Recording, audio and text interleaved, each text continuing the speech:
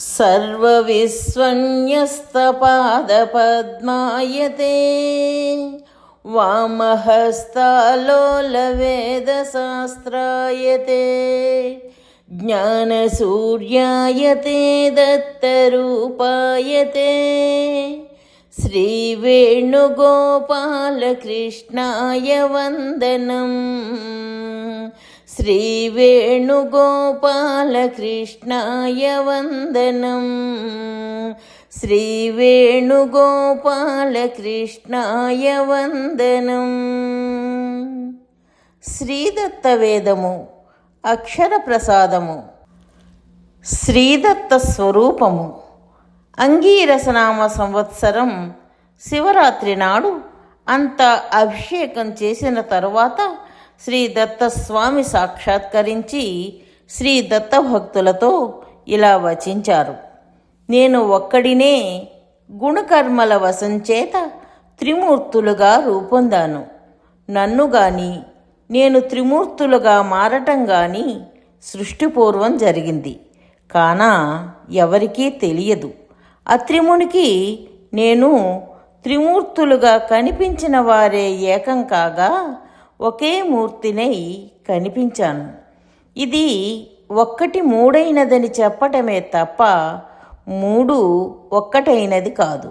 అందుకనే మీ పుత్రిక చిరంజీవి లక్ష్మీ సౌభాగ్యవతి రమకు స్వప్నంలో శ్రీ దత్తస్వామి త్రిమూర్తులుగా దర్శనమిచ్చారు అని దత్తభక్తులు 1995 గుంటూరులో సెలవిచ్చారు. త్రిమూర్తులకు కారణ రూపంలో నేను నిరాకార నిర్వికల్ప నిరంజన అవధూత నామాలతో పిలువబడి ఉన్మత్త పిశాచ దిగంబర రూపాలలో దర్శనమిచ్చి సద్యోమోక్షాన్ని ఇస్తాను. నా ఈ కారణ రూపానికి కేవలం ఓంకారమే మంత్రము. దీనినే కేవలం సన్యాసులు అవధూతలు అయిన తీవ్ర ముముక్షువులు గాని గృహస్థాశ్రమంలోని వారు అంత్యదశలోనూ ఉపాసిస్తారు. ఈ కారణ రూపం గడ్డి బొమ్మలైన నామరూపులైన జీవులను దహించే మహాతేజోరూపిణి. అత్రిముని వృక్షపర్వతంపై గృహస్థుడయ్యును మోక్షకామంతో కాక ఐహికమైన సంతానార్థి అయి అనసూయతో కూడి కేవలం ఓంకార జపం చేశాడు. ఐహికార్థులైన కేవల గృహస్థులకు అది దుఃఖకరము. అందుకే అత్రి దహింపబడినాడు. అప్పుడు నేను కారణ రూపంలో కాక త్రిమూర్తులుగా గోచరించి మరలా ఏకమై త్రిముఖ షడ్భుజ రూపంలో అత్రివరద రూపంలో గోచరించాను. ఈ రెండవ రూపమే యోగిరాజ యోగీశ్వర నామాలతో ఉన్న ఈశ్వర రూపం. నా కారణ రూపాన్ని పరబ్రహ్మని బ్రహ్మాభిమానులు, నారాయణుడని వైష్ణవులు, సదాశివుడని శైవులు, శ్రీశక్తి అని శాక్తేయులు పిలుస్తారు. యదువు తన వంశం నిలపమని నన్ను వేడినందున యదువంశంలో నేను కృష్ణుడిగా అవతరించాను.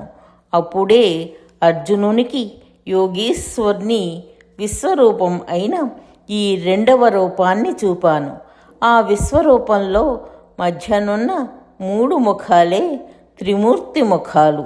మిగతా ముఖాలన్నీ త్రిమూర్తుల అంశల ముఖాలే. ఈ రెండవ రూపాన్ని ఆరాధిస్తే అణిమాది అష్టసిద్ధులను ఇస్తాను. అవి నా కుడి చేతి గుప్పెట్లో ఉన్నాయి. ఈ అష్టసిద్ధులు కేవలం నాస్తికమత ఖండనం చేసి ఆస్తిక మతాన్ని స్థాపించే గురువులకు వాటి అవసరం ఉంది కాన ప్రసాదిస్తాను. వాటిని స్వార్థానికి ఉపయోగించిన కీర్తియను అహంకారములో పడినా పతనం కాక తప్పదు. ఎంత గురువైనా గురు శబ్దము కేవలం నాయందే సార్థకము. అత్రిముని దీనితో తృప్తి పడ్డాడు. జన్మ లేనందున స్వయంగా దత్తత చేసుకున్నాను కాన దత్తుడనయ్యాను. నా భక్తులు నా దత్తపుత్రులు కాన దత్తుడనయ్యాను. ఉపాసనలు పూర్తి చేయకముందే వాత్సల్యాతిశయంతో ఫలాలనిచ్చుదును కాన దత్తుడను. ఇలా మమ్ముద్ధరించారు స్వామి. ధన్యులము. మాయలో పడకుండా మమ్మనుగ్రహించి నీ చెంతకు చేర్చుకోవయ్యా అని మా వినతి. లోకానికి ఈ రూపంలో దత్తుడనయ్యాను కాన దత్తుడినయ్యాను.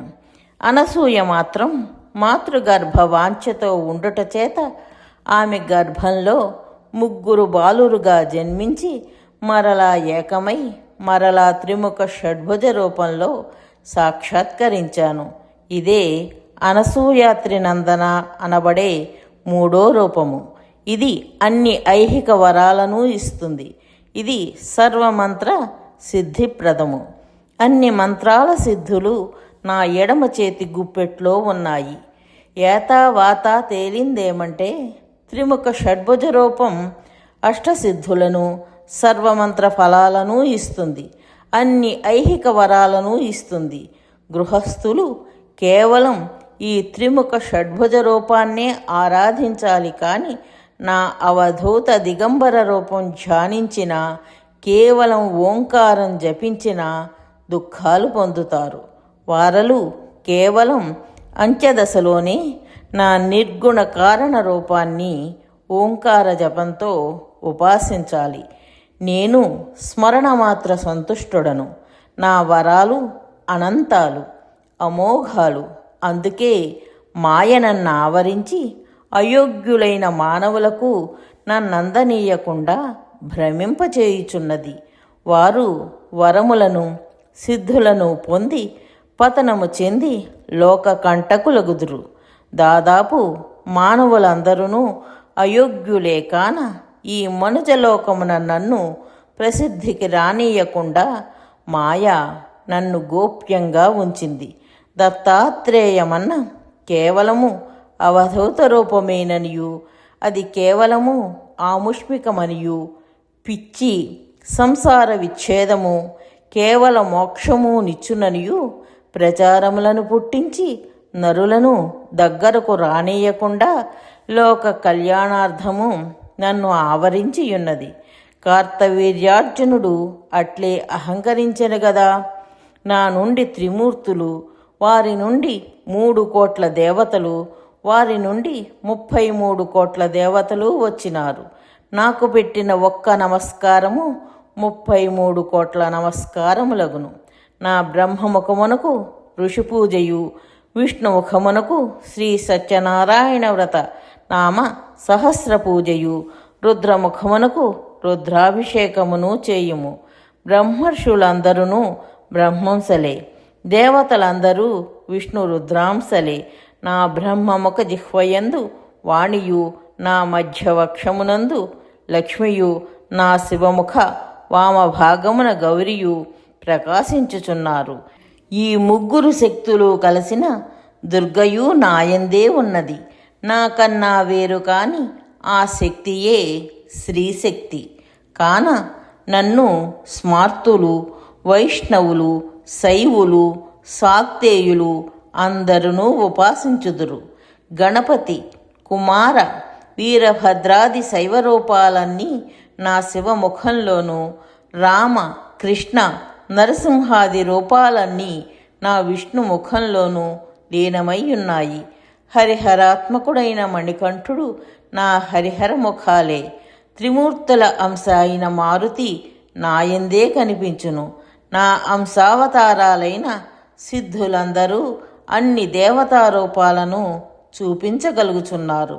స్మార్తులు వదలిన బ్రహ్మపూజయు నా యందు లభ్యము. జీవులందరూ బాల్యమందే అక్షరనుపాసించు అక్షరాభ్యాసమునందు గురుర్బ్రహ్మ అను శ్లోకంతో నన్నే ఉపాసించుటకు ఆరంభించుచున్నారు. ఉపనయన మంత్రమందు కూడా పురుషవాచకమైన సవిత నేనే. అంధకార వినాశమనరించు అర్థముగల గురు శబ్దమునకు లక్ష్యార్థము నేనే కదా. శిష్యుల ఉద్ధులకు పదును పెట్టి ప్రేరేపించుచున్నవాడను నేనే. గాయత్రి అనునది కేవలం ఛందోనామమే తప్ప దేవతా వాచకము కాదు, ఆ ఛందస్సు పేరుతో నేనే సూచింపబడుచున్నాను.